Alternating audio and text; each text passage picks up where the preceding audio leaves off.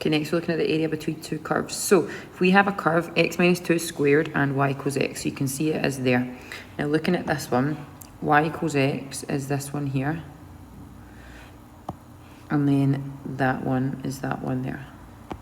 Okay, so your curve's underneath and your line is on top. So we just look at that area. How do you actually enclose it? The line y equals x is on top and the curve is on the bottom. Now what we're really doing to just figure that out is we get the full under the curve, the full area under the straight line, because that's the top one. And we take away the one on the bottom. Oh, I'm doing this for colour. Okay, and that will leave us with what we want. So we get the full from the top straight down. We get the one underneath, under the curve straight down. And then if we take them away from each other, you're left with the area that you want. Okay, so that's basically what we do. If we have two curves, we do top, take away, bottom. So if I was doing this one here, physically just look at it. That one is the top one. And that one is the bottom one. So if we're setting up this integral, we're not actually working it out, we're just going to be setting it up. We're going to have the integral. Sometimes people like to write top, take away, bottom. Okay, so the integral of the top one. I always like to put them in brackets, minus bottom one, which is just 5.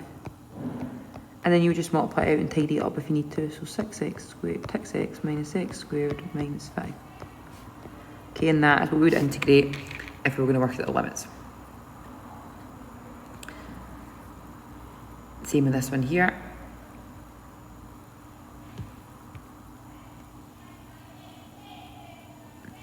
What is the top one? The top one's that. Okay, which is your line.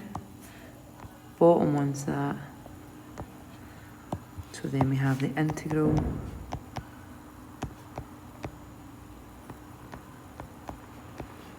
So top is x, integral sign in, take away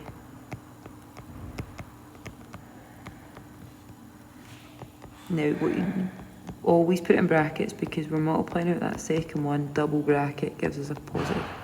Okay, and then we would integrate that. Now, there is ways that we can figure out the limits, which we can do for both of these. So to get the limits for both of them, I'll do it underneath and then we'll do it in the next example. Actually figure it out is we can find out where they intersect. So to get the limits, it's the point of intersection. Okay, so we're going to make them equal to each other. So y equals y. So 6x minus x squared is 5.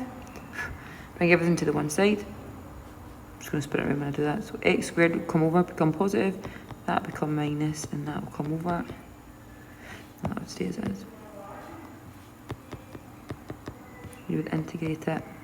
Not integrate it, factorise it.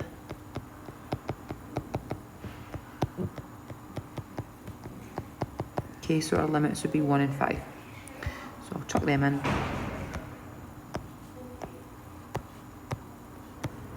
That's 1 and that's 5. And we do the same for this next one as well. Again, you would set them equal to each other.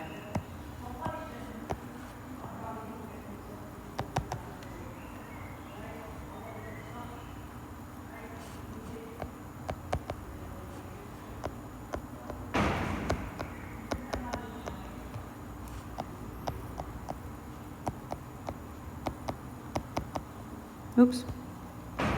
Factorise it. Obviously do your working for factorising. For Pete's sake.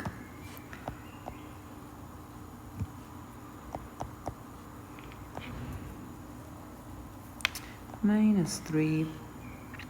And then obviously we would have x is 3 over 2 and x is negative 1. And you just check it matches the diagram. And then also we'd work our way through it. So that's your negative 1. Oops. And that's at 3 over 2. So about where it is on the x-axis. And then obviously if it was required to, we would work our way through.